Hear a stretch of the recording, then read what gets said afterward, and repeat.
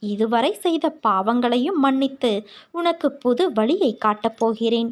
நோயற்ற வாழ்வு வழங்கப் போகிறேன். விரைவில் நல்ல செய்தி உனது செவிகளில் வந்து சேரும் குழந்தையே. முழு கவனத்தையும் என் மீது திருப்பு. இப்போது செய்யும் பணியிலிருந்து விடுபட நினைக்காதே. உன்னை நீ நினைத்து பார்க்க முடியாத அளவிற்கு உன் சாயப்பான் நான் உயர்த்தப் போகிறேன். நம்பிக்கையோடு காத்திரு. பொறுமையாக இரு. உனக்கு நிழலாக நான் எப்போதும் இருப்பேன்.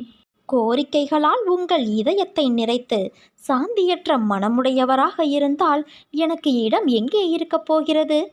உங்கள் தவிப்பு என்னை பற்றியதாக இருக்கட்டும். அப்போது உங்கள் பாரம் அனைத்தும் என்னுடையதாக இருக்கும்.